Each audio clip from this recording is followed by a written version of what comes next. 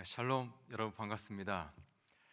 아, 지난 한 2년 전쯤에 초대받아 이 자리에 섰던 적이 있는데 다시금 근래 보기 드문 역동적인 우리 청년 공동체에 또 초대해서 이렇게 다시 만나볼 수 있게 되어서 기쁘고 감사합니다.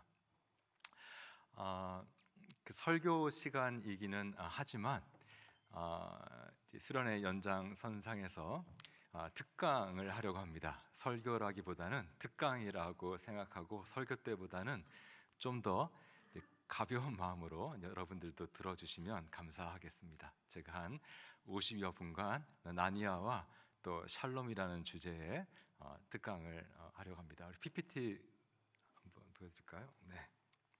작동 이게 저 이런 컨트롤러는 처음 봤는데 무정이 같이 크네요. 네, 넘겨지네요. 네, 저는 혹시 C.S. 루이스의 순전한 기독교 책 읽으신 분이 계신지 모르겠습니다. 그 책의 번역자 중에 한 사람이고요.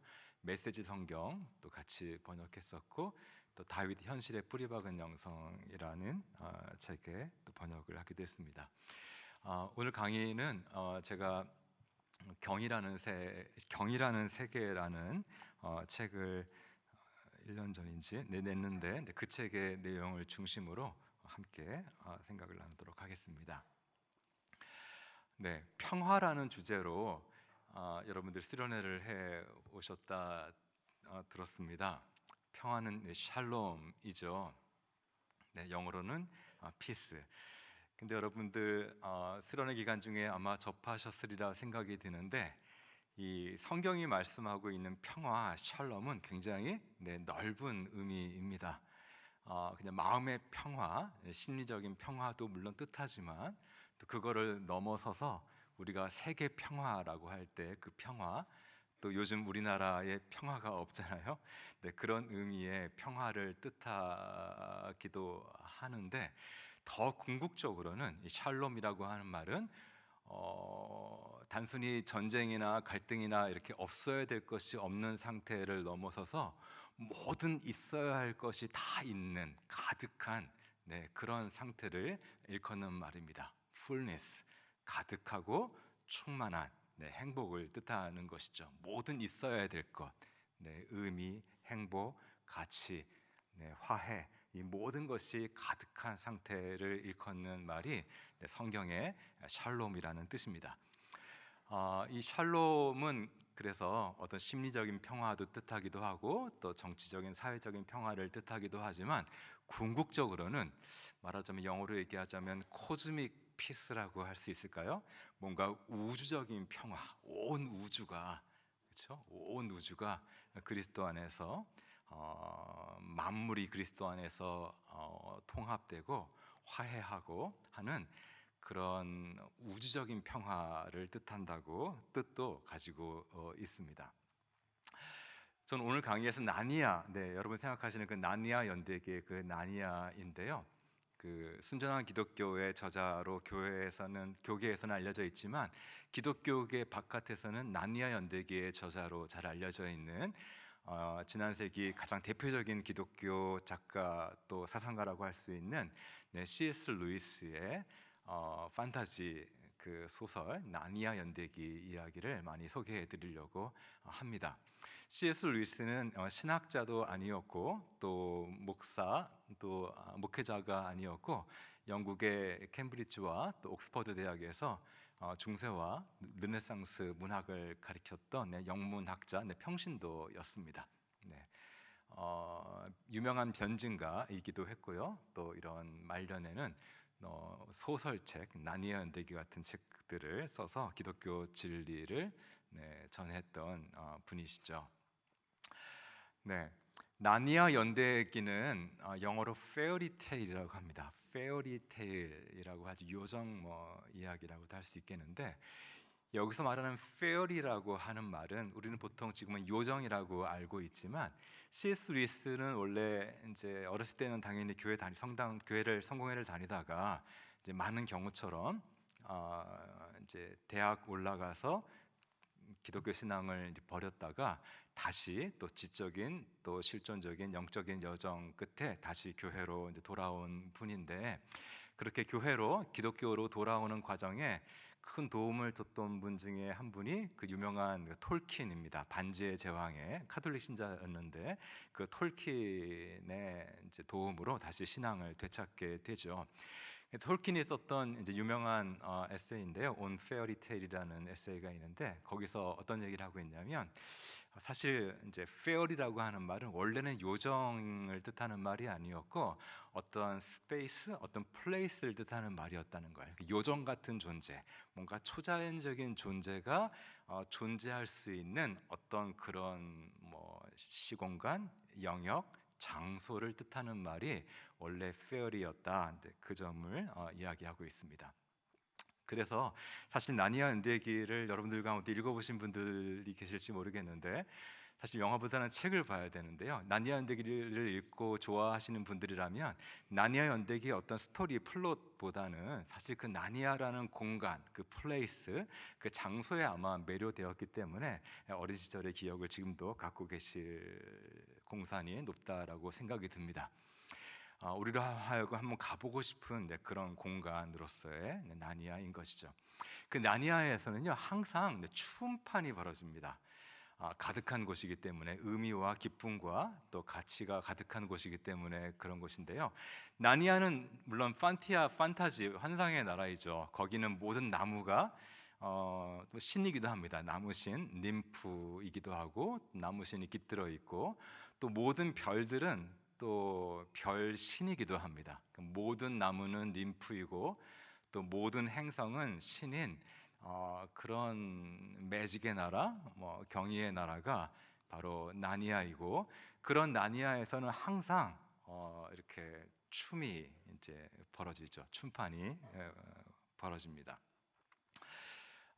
그 나니아는 우리로 하여금 뭔가 가보고 싶은 그리움을 일으키는 그런 공간인 것이죠. 만물이 충만히 살아있고 역동하는 그런 나라, 공간, 세계를 뜻합니다.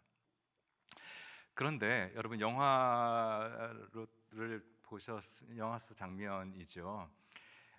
이 루시라고 하는 아이가 어떤 옷장 속에 들어갔다가 나니아라는 나라로 이제 들어가게 되잖아요. 근데 루시가 처음에 이렇게 나니아 나라에 도착했을 때는 그곳은 그런 나라가 아니었습니다. 아주 동토라고도 할 수가 있겠고, 설국 열차, 그 영화에서 말하는 그런 설국인 땅이었죠. 모든 것이 자기 색깔을 잃어버리고 다 이제 흰 눈으로 덮여 있고, 또 살아 움직였던 것이 이렇게 화석화되고 얼음처럼 굳어져 버린 그런 세계였습니다. 거기서 어떤 툼누스라고 하는 반신반인 어떤 존재를 만나게 되잖아요. 근데 그 얘기 나누던 중에 그 툼누스가 어린 루시한테 되게 멜랑콜리, 우울한 목소리로 이렇게 얘기해 줍니다. 지금 너가 온 이 나니아는 계속 겨울이기만 하고 전부터 오래전부터 계속 그렇기만 하단다. 그리고 겨울 그러면 크리스마스도 있는 시즌이지만 이 나니아의 겨울은 크리스마스도 없이 영원히 겨울만 계속되는 그런 나라란다. 그런 얘기를 해줍니다. 나니아를 이런 나라로 이제 만든 것이 하얀 마녀, 백색 마녀 때문에 그런 것이죠. 일종의 이제 원래 아슬란이라고 하는 사자가 진정한 왕인 그런 나라인데, 뭐 일종의 뭐 내란이라고도 할 수가 있겠고, 벌어져서 이 나니아라는 나라를 이 백색 하얀 마녀가 이렇게 불법적으로 통치하고 있는 그런 시즌이었습니다. 그때 루시가 그 나라에 당도하게 된 것이죠. 가보게 된 것입니다. 사실 루이스가 이런 동토 또 설국을 통해서 이제 말하고 싶은 것은 지금 우리가 살고 있는 특히 이 현대 세계가 이제 그런 세계가 아니겠냐 하는 것입니다. 모든 존재들이 자기 색깔을 잃어버리고 천편일률적이 되어가고, 또 삶의 의미를 이제 찾지 못하고 마치 여러분들은 그런 생각 저 장면이 어떤 장면인지 아십니까? 제가 좋아하는 그래비티라고 하는 영화인데 이 아무것도 없는 텅 빈 암흑 우주 공간 속에 이제 미아가 되잖아요 주인공이. 그러면 주인공이 산드라 블럭이었나? 그쵸? 누구 없냐고 내 소리 지금 듣는 사람 누구도 없냐고 막 소리치지만 아무도 대답하지 않잖아요. 현대인들이 다 저는 저 장면을 보면서 참 눈물이 나던데 아마 눈물이 났던 이유는 우리들이 특히 현대인들이 실존적으로 느끼고 있는 바를 잘 표현해 주었던 장면이었기 때문이라고 생각이 듭니다. 이 우주가 그 누구도 인간의 나의 부름에 응답하는 존재 없이 마치 내 존재가 텅 빈 우주 속에 그저 미아처럼 부유하고 있는 그런 존재로 느껴지고 있다는 것이죠. 우주라고 하는 말은 집주잖아요. 원래 우주는 집인데 그리고 옛날에는 고대인들은 동서양을 막론하고 이 우주를 어떤 집 같은 곳으로 상상했던 것 같습니다. 전에는 우주를 코스모스라고 하지 않았습니까? 코스모스는 사실 그리스어에서 질서라는 뜻이 있고 또 아름다움이라는 뜻도 있습니다. 코즈메틱의 코즈, 그렇죠? 네, 코스모스. 그러니까 뭔가 이 고대인들은 이 우주라고 하는 것이 뭔가 질서가 있고 또 아름다운 장소, 질서만 있는 것도 아니고 아름답기만 한 곳은 아니지만 하지만 뭔가 그런 곳이 있고 또 인간을 위한 집이라고 했었던 반면에 우리 지금 현대인들은 이런 우주를 집을 잃어버리고 마치 저 영화 속의 저 장면처럼 그저 우주 공간 아무것도 없는 텅 빈 공간 속을 나 혼자 부유하고 있는 미아 같은 존재로 자기를 느끼는 경우가 많이 있는 것 같습니다. 사실 우리가 전에 고대인들이 옛 사람들이 코스모스라고 불렀던 것을 우리는 더 이상 코스모스라고 부르지 않고 유니버스라고 부르고 또 더 나아가서 그냥 스페이스라고 부른다는 것 자체가 이미 지금 우리가 어떤 세계에 살고 있는지를 사실 잘 말해주는 것이라고 할 수 있습니다. 스페이스는 그야말로 공간이잖아요. 그냥 텅 비어 있는 그런 공간에 불과하다는 것이죠. 나가 보니까 그냥 우주는 텅 비어 있고 신도 없고 의미도 없고 목적도 없고 인간에게 무관심한 그저 텅 빈 공간이라는 것이죠. 전에는 뭔가 이 인간이 이 의미로 가득 차 있는 의미가 말하자면 붙박이처럼 붙어 있는 이미 장착되어 있는 그런 우주 속에 코스모스 속에서 살아가던 존재였다면 지금 우리 현대인들은 이제 의미가 없는 의미가 상실된 의미가 제거된 아무것도 없는 그런 스페이스 우주 속에서 살아가고 있다라고 얘기할 수 있습니다. 이런 것을 일컫는 이제 유명한 인문학적인 개념이 세계의 탈주술화라고 하는 말이 있는데 이 세상은 전에는 뭔가 매직의 장소였고 뭔가 그런 곳이었는데 이제 현대인들은 과학의 발전을 통해서 나가 보니까 아무것도 그런 매직이 없다는 거죠. 그런 매직이 없고 탈주술라는 양가성이 있습니다. 일단은 좋은 거죠. 인간이 주술로부터 벗어났으니까 좋은 거지만 동시에 또 뭐든지 얻는 것이 있으면 잃어버리는 것이 있는 것처럼 이런 인간이 주술로부터 벗어나면서 지식과 또 인간의 힘과 부가 축적이 됐지만 동시에 인간은 삶의 의미를 잃어버리고 이 우주를 하나도 놀랍지 않은 세계로 여기는 그런 세상을 우리가 살고 있습니다. 이런 담론을 C.S. 루이스를 좋아하는 많은 분들이 좋아하는 이유는 이런 어려운 다소 난해한 이런 이야기를 굉장히 스토리텔링을 통해서 어떤 간단한 이야기를 통해서 아주 잘 표현해주고 거기에 작가의 위대성이 있는 것 아니겠습니까? 그 장면을 제가 소개해드리려고 하는데 나니아 연대기의 새벽 출정호의 항해라고 하는 나니아 연대기는 7권으로 되어 있고 그 중에 한 책인데 이 책에 이런 장면이 나옵니다. 유스터스라고 하는 이제 영국의 전형적인 현대 교육을 받은 한 아이가 소년이 어찌어찌 해서 이제 그 나니아 나라에 들어가게 됩니다. 근데 거기서 별신을 만나요. 별신. 나니아는 별이 신이고 막 이런 세상이니까 별신을 만나니까 되게 신기하잖아요, 그렇죠? 네, 신기하니까 유스터스가 그 별신에게 이렇게 얘기합니다. 참 신기하네요. 우리 세계에서는 즉 제가 있다가 온 영국에서는 이 별은 그냥 활활 타오르는 뭔가 이렇게 폭발하는 거대한 가스덩어리이거든요. 사실 우리 세계에서 별은 그런 것이죠, 그렇죠? 별은 계속 뭐 원자폭 폭탄 몇 개래더라 제가 잘 모르지만 그런 어떤 가스가 계속 뭐 엄청나게 폭발하는 그런 불덩어리, 가스덩어리라고 하죠. 근데 여기 나니아 나라 와 보니까 별이 이제 그런 게 아니라 막 이렇게 당신 같은 신이고 하니까 참 신기하네요. 네, 이런 얘기를 유스터스라는 아이가 하니까 이 아이에게 그 별신이 해준 말이 저는 C.S. 루이스가 기독교 작가로서 난해한 연대기 같은 책을 썼던 이유라고 생각이 듭니다. 뭐라고 대답하냐면 얘야, 아이야, 사실 너희 세계에서도 사실 별은 그런 게 아니란다. 그냥 가스덩어리가 아니란다. 별이 무엇으로 만들어졌는지가 곧 별이 무엇인지를 말해주는 것은 아니란다. 별이 무엇으로 만들어졌는지가 곧 별이 무엇인지를 말해주는 것은 아니란다. 네, 밑에 영어도 적어놨으니 영어로 보시면 더 잘 와닿으실 수도 있겠죠. 별은 물론 가스로 만들어졌죠. 하지만 별이 가스로 만들어졌다고 해서 별이란 무엇인가라는 질문에 별은 그냥 가스다. 별의 본질은 그냥 가스 덩어리다. 이렇게 얘기해서는 안 된다는 것입니다. 네, C.S. 루이스는 우리 현대인들이 잃어버린 이런 방식으로 세상을 바라보는 방식을 회복시켜 주기 위해서 이 나니아 연대기 같은 그런 판타지 소설을 썼던 것 같습니다.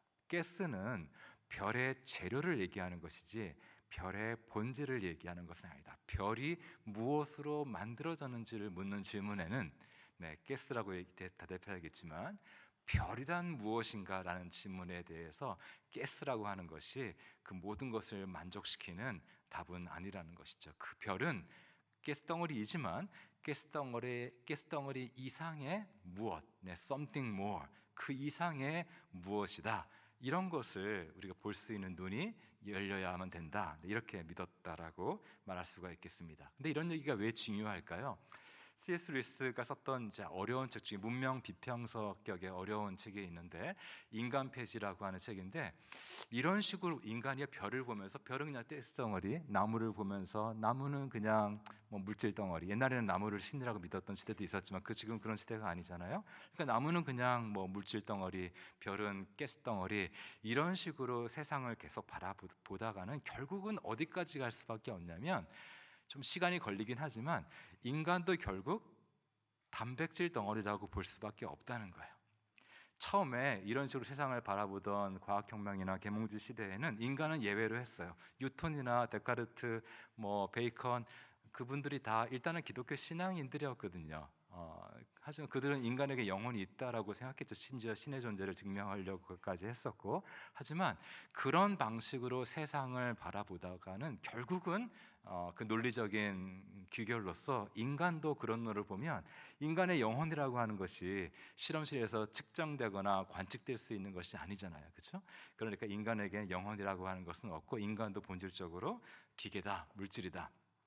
결국 인간도 단백질로 만들어졌지만 그 단백질 덩어리다 이런 결론에 이를 수밖에 없다는 것이죠. 제가 좋아하는 작가의 이것도 교수님이시긴 하지만 그런 눈으로 이 세상을 바라보면 이 세상에 의미는 없다는 거예요. 과학적으로 보면 내 삶은 이 우주는 내 의미가 없다는 것입니다. 과학적으로 엄밀하게 이 세상을 보면 사실 삶에는 의미가 없고 우주에는 의미가 없다. 의미가 있는 것처럼 살아갈 수는 있지만 하지만 진짜로는 사실상으로는 의미나 목적 같은 것은 없는 것이다. 근데 어떻습니까, 여러분? 과학적으로 보면 이 우주와 삶에 의미가 없지만 그렇다고 의미가 없을까요? 근데 현대인들은 그렇게 생각합니다. 과학적으로 없으면 진짜로 없다는 것입니다. 네. 근데 왜 꼭 그렇게 생각해야 될까요? 과학적으로, 과학의 눈으로 보면 없지만 하지만 눈에는 과학의 눈만 있는 것은 아닐 수 있는데 철학의 눈이랄지 종교의 눈이랄지 영성의 눈으로 보면 삶은 의미가 있고 이 세상도 의미가 있을 수 있잖아요. 근데 현대인들은 과학적으로 없으면 진짜로 없다는 그런 뜻으로 받아들여요. 왜 꼭 그런지 철학적으로 뭐 답해보라 그러면 할 말이 없으면서 그래서 현대인들은 그런 의미에서 과학이 종교가 된 시대를 살고 있다라고 볼 수 있습니다. 그냥 너무 당연하게 생각하는, 과학적으로 없으면 진짜 없는 거다라고 그냥 생각해 버리는 것이죠. 현대인들은 과학이 종교가 된 시대를 살고 있으니까. 네, 이 모습은 제가 제가 그 미국에서 유학 시절에 아, 이제 아이하고 거실에 있는데 무지개가 걸려 있어서 아이랑 같이 보는 모습을 제 아내가 찍어줬던 모습인데요. 무지개. 네. 근데 어떻습니까? 제가 시를 하나 소개해 드리려고 하는데요. 키츠라고 하는 낭만주의 시인의 시인데 이런 시가 있습니다. 모든 매력은, 매직은, 원더, 참은 차가운 철학의 손길이 살짝 닿기만 해도 날아가 버리지 않는가. 차가운 철학이 살짝 터치만 해도 모든 매직은 사라져 버린다는 거죠. 한때 하늘에는 어떤 경이로운 원더풀한 무지개가 있었으나 이제 그 무지개의 재료와 구조를 속속들이 알게 된 우리에게는 그 무지개는 그저 평범한 것들의 지루한 목록 속에 있다. 이 세상에 있는 그냥 흔하고 별것 아닌 것들, 그런 지루한 것들 카테고리에 들어가는 것이라는 것. 전에는 무지개는 굉장히 놀라운 것이었는데 지금은 우리가 그 무지개의 그 원리를 알고 있지 않습니까? 그 재료와 구조를 속속들이 알게 됐죠. 과학을 통해서.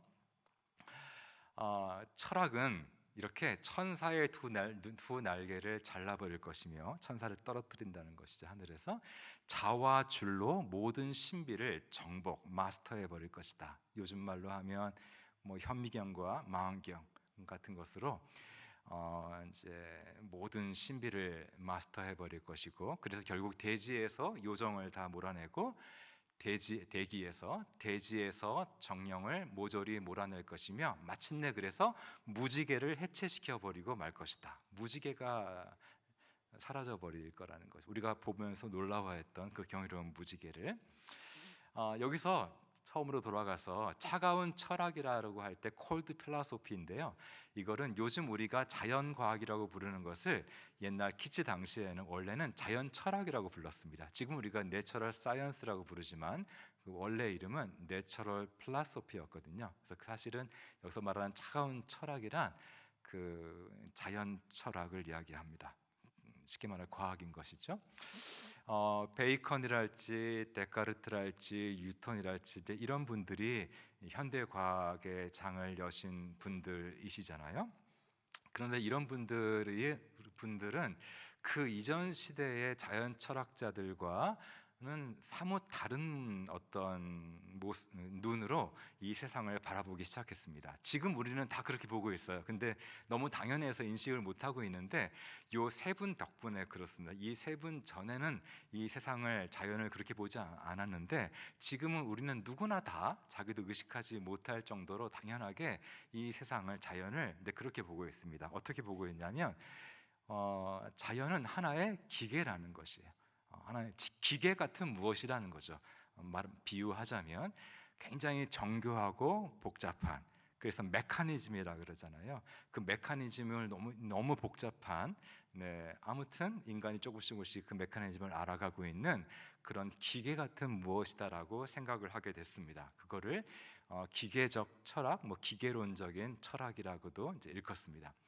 그러니까 우리는 이 세상을요 어떻게 생각하냐면 아주 굉장히 복잡한 어떤 태엽에서 원인과 결과라는 어떤 그 태엽으로 맞물려 돌아가는 그런 메커니즘을 가진 그런 복잡한 기계라고 생각하는 거죠. 인간의 두뇌도 그렇고 두뇌에서 나온다고 생각되는 영혼도 그렇고 결국은 어떤 메커니즘이 있고 기계적인 어떤 원인 관계가 있다는 것이죠.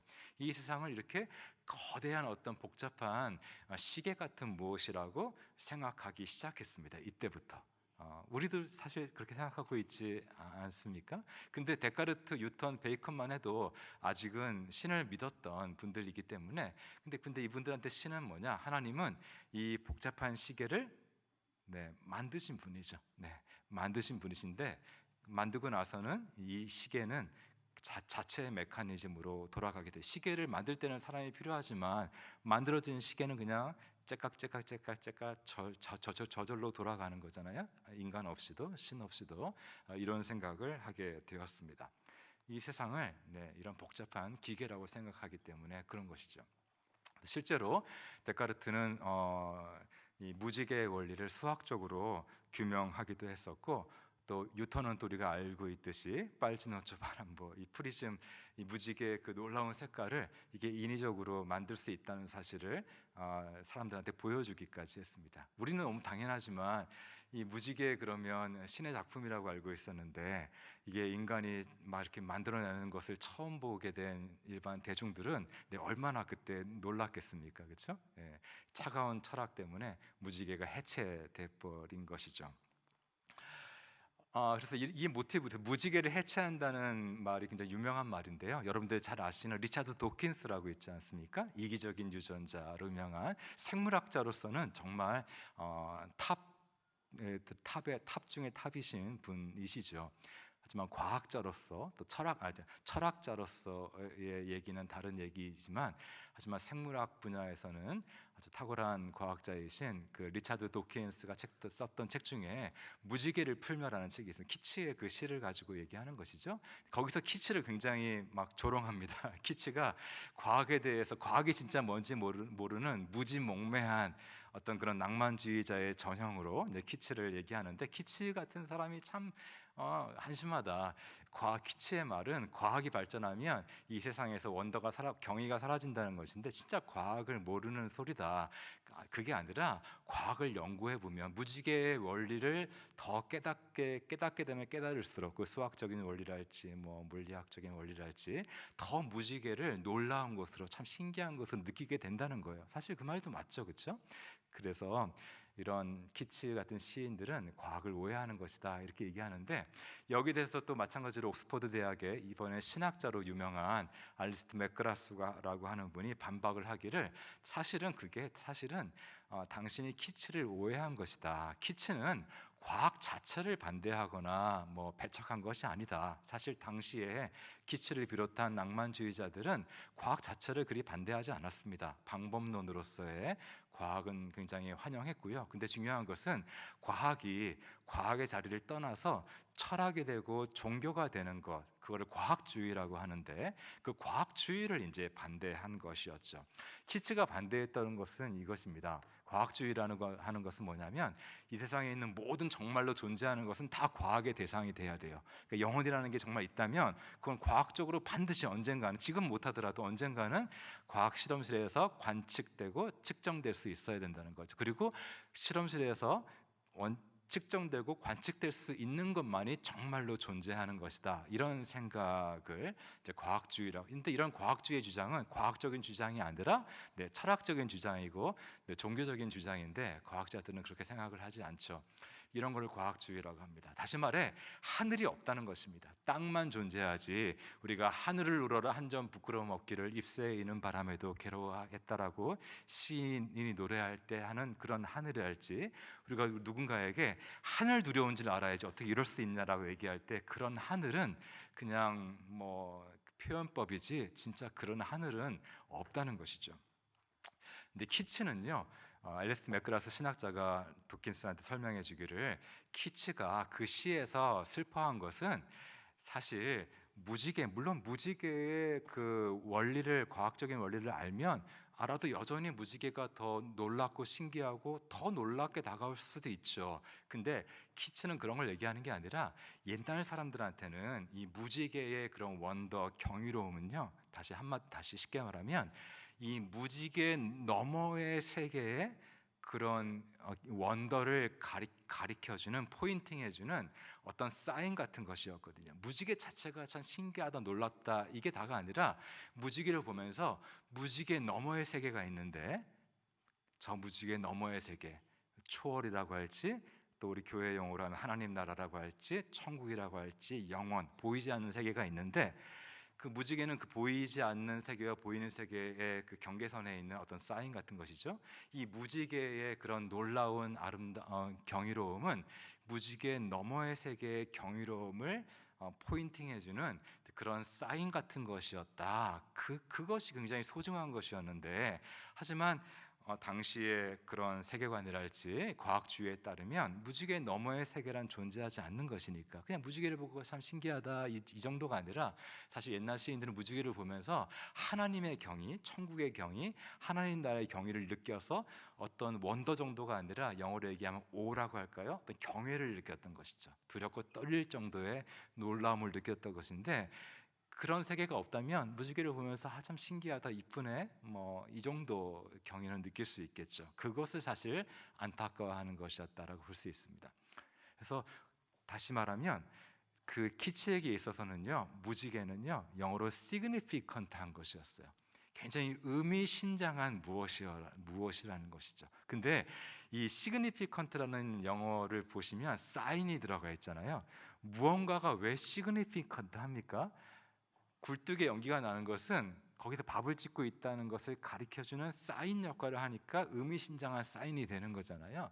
그런 것처럼 이 뭔가가 의미심장하다 그 말은 무언가를 포인팅해주는 가리켜주는 사인 역할을 하기 때문에 그것이 의미심장한 것이 되는 거거든요. 그러니까 무지개의 원더는요, 무지개 너머의 세계, 초월의 세계의 그 원더를, 아름다움을 가리켜주는 사인 역할을 하는 것이었기 때문에 옛날 시인들에게, 예언자들에게, 신앙인들에게 시그니피컨트한 것이었거든요. 근데 이거를 잃어버리고 있는 세상이니 그 점을 우리 키츠 시인이 안타까워했다는 것이죠. 과학이 발전한다고 해서 뭐 이 세상의 경이가 사라진다 그런 정도 얘기하는 것이 아니라, 근데 기독교는요 이 세상을, 모든 것을 이렇게 significant, 의미심장한 것으로 바라볼 수 있는 그런 세계관이 기독교 신앙 안에 내재하고 있습니다. 그거를 성례전적 뭐 세계관 뭐 그런 말들이 있는데, 쉽게 설명하면 이 세상 모든 만물과 만사는요 성례전, 즉 그 성찬식이나 세례 때처럼 이 보이지 않는 무언가를 가리켜주는 사인 역할을 한다는 것이 기독교가 이 세계를 바라보는 방식이에요. 여러분, 성찬식회 때 우리가 떡과 포도주를 나누는데 그 떡은 떡이죠. 떡으로 만들어져 있으면 재료는 떡입니다. 하지만 이 성찬식의 떡은 떡 이상의 무엇이라고 우리가 믿고 아멘하고 받잖아요. 그리스도의 몸이라고. 그리고 세례수도 마찬가지입니다. 세례수도 그 물이죠. 과학 실험실에서 분석해 보면 H2O예요. 하지만 물이지만 이것이 무엇인가라는 질문에 물이기만 한 것이 아니라 동시에 예수님께서 이 땅에 오셔서 자신을 담그셔서 이 세상 모든 물을 거룩하게 만드신 그 성수, 하나님의 구원의 은총의 표징인 성수라고 우리가 믿잖아요. 그렇죠? 그러니까 이 세상 모든 성찬식에서의 떡과 포도주 이상의 무엇이듯이 세례식 할 때 그 세례수가 물이지만 또 물 이상의 무엇이듯이 사실은요 이 세상 모든 것이 눈 뜨고 보면, 알고 보면 그것 이상의 무엇이다라는 식의 그런 눈으로 이 세상을 바라보는 세계관 혹은 형이상학을 성례전적 뭐 세계관, 뭐 존재론, 그렇게 일컫습니다. 초월적인 리얼리티를 가리켜주는 사인들로서 시그니피컨트한 것들이라는 거죠. 이 세상 모든 만물과 또 만사가. 그래서 오늘 함께 읽은 본문 말씀인데 우리 요한복음, 우리 기독교인들한테 창조가 무엇인지를 가장 잘 가르쳐주는 본문은 사실 창세기 1장, 2장이라기보다는 요한복음 1장입니다. 우리는 신약 그리스도인들이니까 우리 요한복음 1장 서두에서 뭐라고 얘기합니까? 태초에 말씀이 있었다라고 얘기하잖아요. 근데 여러분 성경을 열어보시면 이 말씀이라고 하는 단어가 다른 폰트로 되어 있거나 뭐 인용 부호 표시가 되어 있을 겁니다. 왜냐하면 여기서 말하는 말씀이라고 하는 것은 말씀 한마디 해주세요. 그 말씀 무슨 말씀을 그렇게 하십니까라고 할 때 그런 말씀이란 뜻이 아니라 되게 특별한 언어예요. 테크니컬 텀, 전문 용어이기 때문에 그렇습니다. 이것이 영어로 원문을 보면 로고스라고 하는 단어인데요. 로고스. 이 로고스라고 하는 말은 물론 말이라는 뜻도 있어요. 말이라는 뜻도 있는데 이성이라는 뜻이 있고요. reason, 그리고 원리, principle, 그리고 의미, meaning, 뜻, 그런 뜻을 다 가지고 있는 단어가 로고스입니다. 그래서 여러분들 대학생들이 많이 있으시죠. 학문의 세계에서 바이올로지라고 하잖아요. 로지로 끝나는 말들은 다 로고스에서 온 말입니다. 바이올로지가 뭡니까? 비오스, 바이오스, 생명 형상의 로고스, 그 원리를 규명하려고 하는 것이 바이올로지겠죠, 그렇죠? 신학도 디얼로지라고 하는데 theos, 신에 대해서 그것을 이성적으로 그 뭐 뜻을 캐치해 보려고 하는 노력, 그 로고스를 깨닫는 그런 학문을 theology, 로고스, 신학이라고 하죠. 그러니까 이 로고스라고 하는 말이 굉장히 중요한 단어입니다. 그러니까 그런 이 세상에 애초에 in the beginning 로고스가 있었다는 거예요. 그래서 옛날 재미있는 이야기를 해드리면 우리나라에 최초로 번역된 요한복음은요, 이 구절을 어떻게 번역했냐면 태초에 도가 있었느니라 이렇게 번역했습니다. 지금도 중국어 성경은 그렇게 되어 있습니다. 왜냐하면 이 지중해 세계에서의 중요한 철학적인 개념이었던 로고스하고 비슷한 개념을 이 동양에서 굳이 찾는다면 도거든요. 네, 도는 우리 길거리에서 도에 관심이 있습니까? 이렇게 그런 분들이 하는 그렇게 좀 희화화되고 있긴 하지만 이 도라고 하는 것은 우리 동양의 가장 중요한 핵심적인 철학 개념이거든요. 로고스 같은 이 세상이 그냥 아무렇게나 되는 것이 아니라 질서와 아름다움, 어떤 원리가 있다는 거예요. 그게 도죠. 천도에 따라 살아가는 인도, 도덕이라고 하지 않습니까? 도가 있는 것이죠.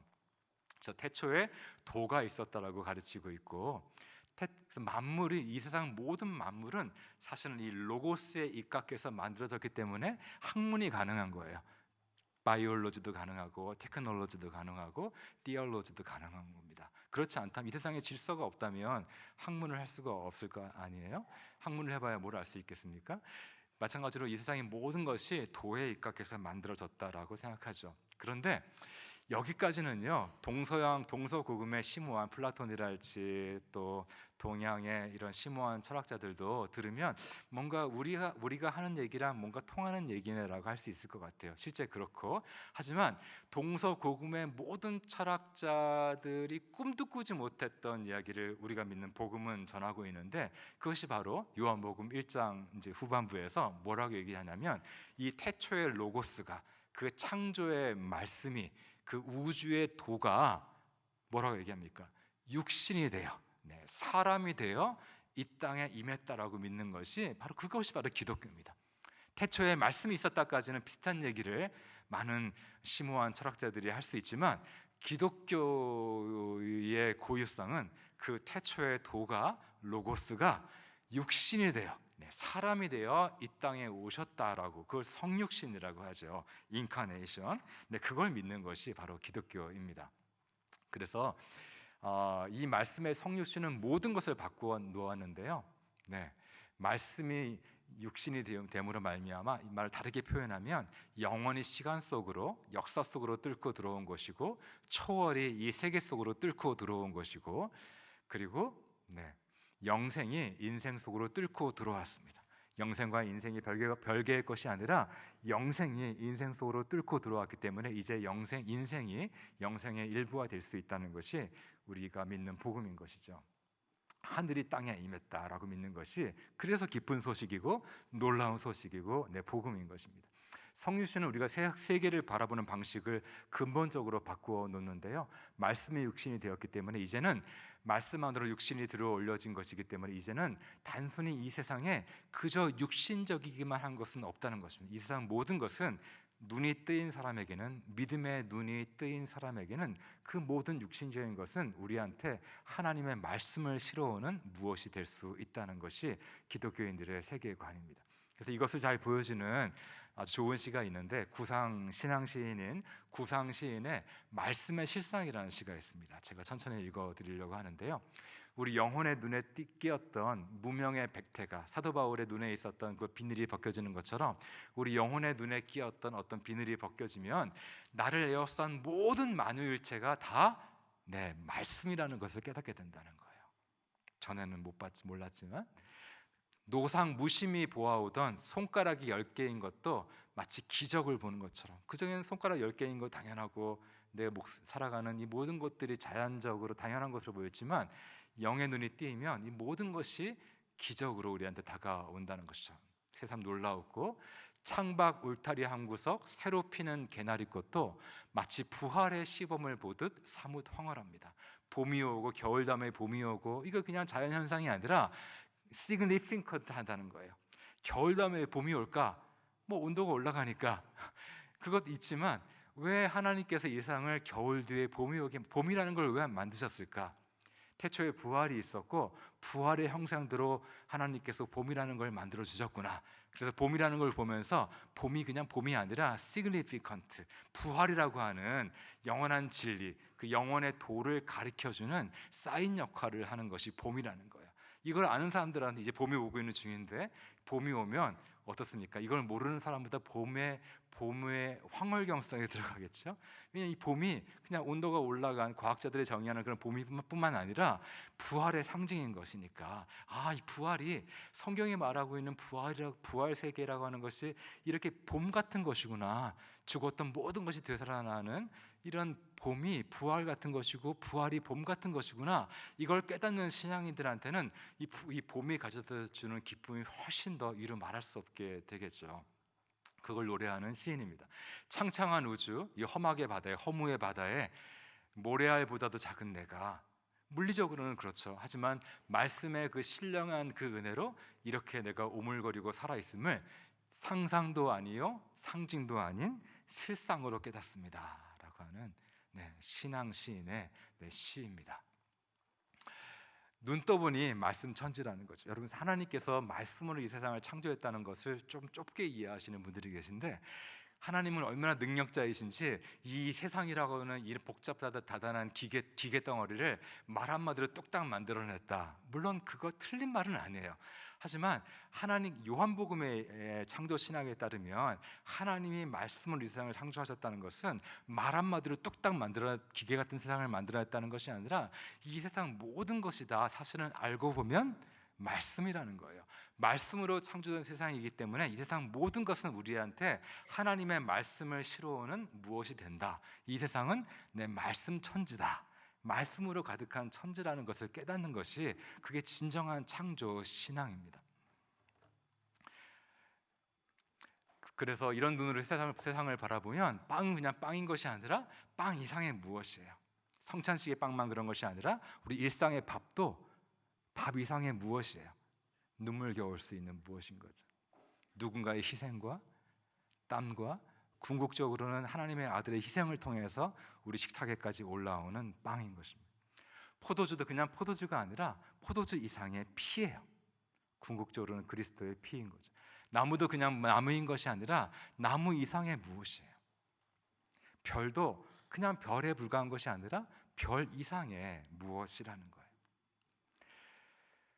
나니아 은대기 얘기로 다시 돌아가면, 나니아 은대기 겨울이잖아요. 근데 이런 겨울에 겨울이 영원하지 않습니다. 봄이 오고 있습니다. 지금 우리나라처럼 겨울은 끝날 것이고 이제 봄이 오고 올 텐데, 아슬란님이 오신다는 소문이 있어요. 우리 페벤시가의 그 4명의 루시를 포함한 아이들이, 어떤 비버가 그 마녀에게 굴복하지 않고 숨어서 살아가고 있는 나니아의 어떤 주민, 그 비버의 집에서 식사하는 장면인데, 그때 비버 부부가, 얘들아, 뭔가 아슬란이 오고 있다는 소문이 있어, 이런 얘기를 이제 아이들한테 해줘요. 근데 그때 아이들이 어떤 이제 반응을 보이냐면, 그 아이들은 아슬란이 뭔지 모르거든요. 무슨 단어인지도 뜻도 모르는데, 뭔가 아슬란이라는 단어를 듣는 순간 굉장히 그 단어가 의미심장하게 다가왔다는, 마치 꿈속에서 뭔가 어떤 정말 너무 의미심장한 단어를 들어, 그 뜻도 모르는 단어인데 그 단어 때문에 꿈이 너무 좋은 꿈이 되기도 하고 악몽이 되기도 하는, 뭔가 그런 신비한 단어를 들었을 때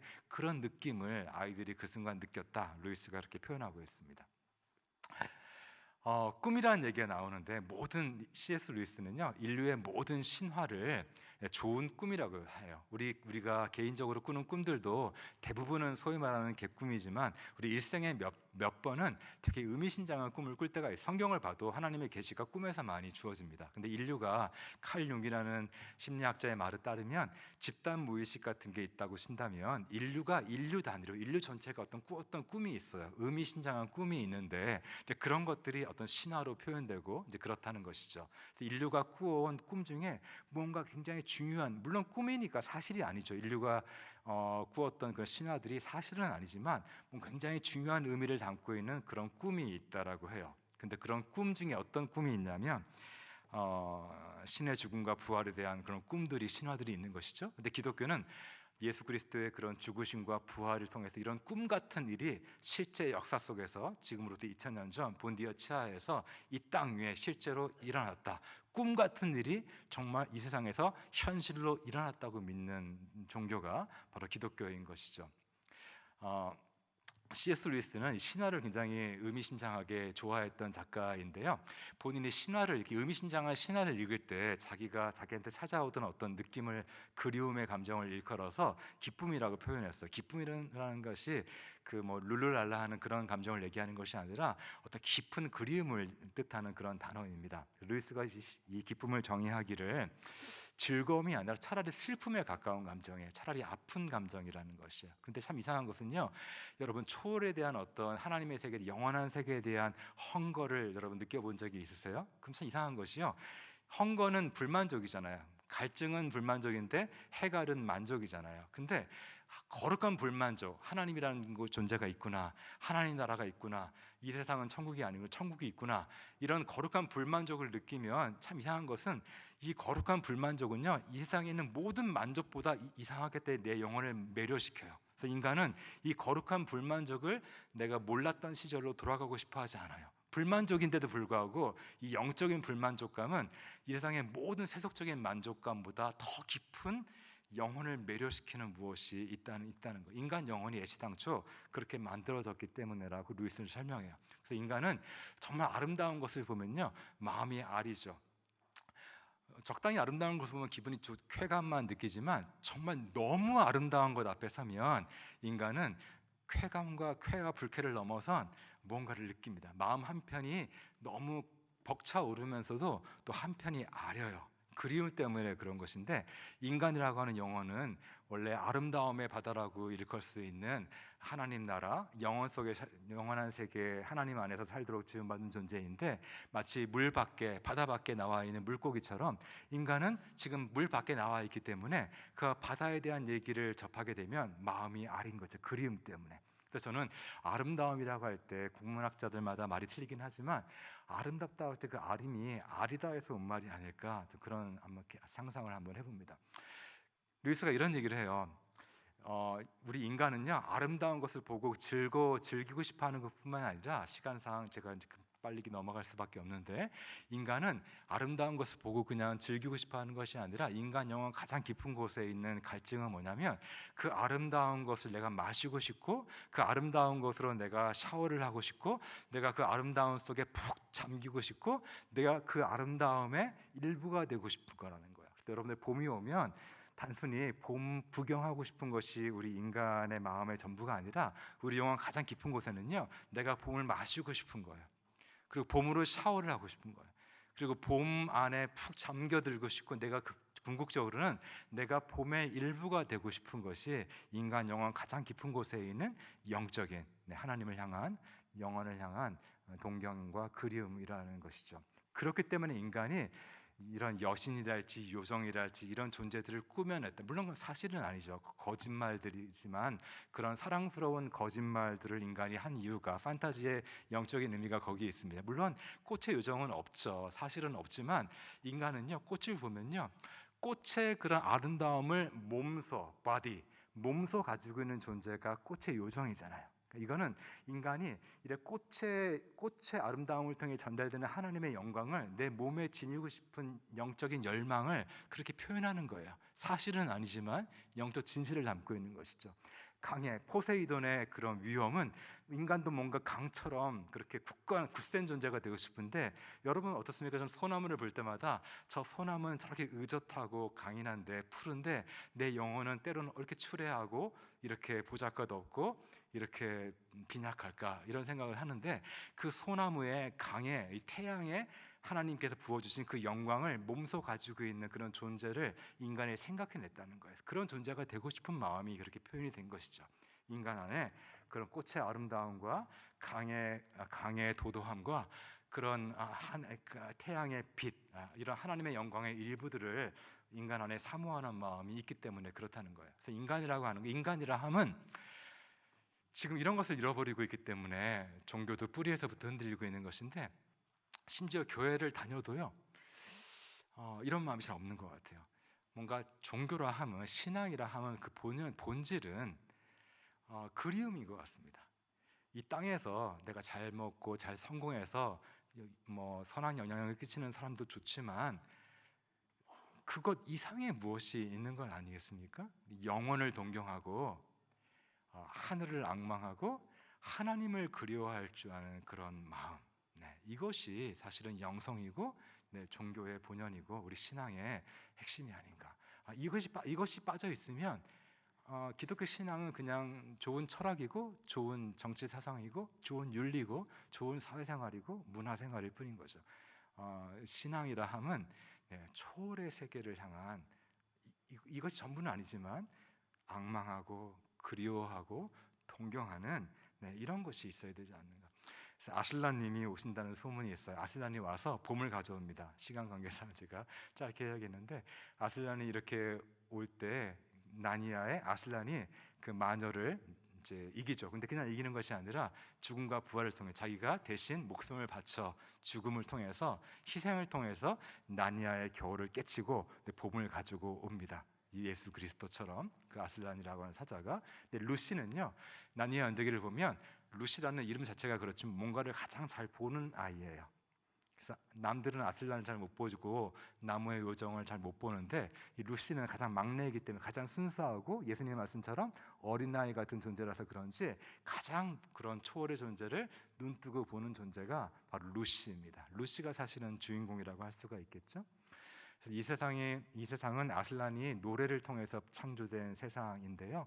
그래서 루시처럼 이 세상을 눈뜨고 보면 그 노래 속으로 들어가게 되는 것이죠. 아슬란이 애초에 나니아를 창조한 다음에 나니아에게 복을 선언하는 내용이 있어요. 하나님께서 마치 생육하고 번성하라, 보시기에 좋았더라 이렇게 토브라고 선언하시듯이 이 부분 한번 읽어보겠습니다. 시작. 나니아여 나니아여 나니아여 깨어나라 사랑하라 생각하라 말하라 걸어다니는 나무들이 되어라 말하는 동물들이 되어라 성스러운 물이 되어라. 나니아, 하나님이 창조하신 본연의 세상은 이런 세상이라는 거예요. 모든 것이 다 하나님의 창조의 영이 깃들어 있는 살아있는 만물들인 것이죠. 인간뿐만 아니라 모든 만물이. 그래서 인간은 만물의 영장이지만 그 말이 인간은 이 세상 모든 만물을 지배하고 소유하고 착취할 수 있다는 그런 의미에서 만물의 영장이 아니라 이 세상 모든 만물이 사실 알고 보면 영혼의 눈이 뜨이고 보면 영적인 존재라는 거, 하나님의 창조의 영이 깃들어 있으니까 이 세상 모든 만물이 사실 알고 보면 영물이라는 것을 알아보고, 그래서 이 세상 모든 만물을 그렇게 영물로서 의미 있는 가치 있는 존재로서 지키고 가드닝하고 다스리는 존재로서 인간은 만물의 영장이라고, 그래야만 비로소 인간은 만물의 영장이라고 불려줄 수 있다라고 생각합니다. 나니아가 이제 아슬란에 들어와서 화석이 되어버렸던 모든 존재들을 본인의 호흡을 불어넣어서 되살려, 마치 부활하신 예수님께서 당신의 숨을 불어넣어서 제자들에게 불어넣어 주셨던 것처럼 이 모든 만물을 되살려서 마침내 나니아에 다시 봄이 오게끔 만듭니다. 그래서 이 봄은 그냥 오는 봄이 아니라, 자연이 그냥 오는 것이 아니라 아슬란이라는 존재의 그런 죽음과 부활을 통해서 은혜로 오는 것이죠. 모든 봄은 자연이 오는 것이 아니라 은혜로 온다는 것이 기독교인들이 이 세상을 바라보는 방식입니다. 그전에는 박물관 같았던 모든 것이 화석화되었던 세상이 이제 동물원처럼 모든 것이 다 살아나서 방방 뜨고 춤판을 벌이고 있는 모습으로 나니아 연대기는 끝나고 있어요. 그 춤판이 얼마나 다이나믹한지 나니아 연대기를 읽어보면 마치 아슬란이 그 춤에 묻혀서 보이지 않을 정도로, 저는 이 구절을 굉장히 좋아하는데, 신의 모습이 아슬란의 모습이 보이지 않을 정도로 그렇게 거대한 춤판이 벌어졌다라고 나니아 연대기는 이야기하고 있어요. 왜냐하면 기독교가 믿는 신 하나님은요 춤 같은 존재예요. 네, 왜냐하면 우리가 믿는 하나님은 이 세대의 궁극의 어떤 일자라고 하는데 어떤 고독한 존재가 아니라 우리가 삼위 성부 성자 성령이라고 일컫는 그런 사랑의 관계를 자신의 본질로 하고 있는 그런 신이거든요. 그 삼위일체 신학이 그런 뜻입니다. 태초에 삼위일체 신학의 그런 철학적인 의미는 태초에 관계가 있었다는 거예요. 태초에 고독이 있었고 어쩌다 보니까 관계가 생긴 것이 아니라 고독한 존재들끼리 커넥션이 돼가지고 관계가 생긴 것이 아니라 이 세상에 태초에 애초부터 있었던 것이 관계예요. 사랑의 관계예요. 태초에 정적이 흐르고 있었던 것이 아니라 태초에 말씀이 있었다는 거 믿는 것이 기독교가 세상을 바라보는 방식입니다.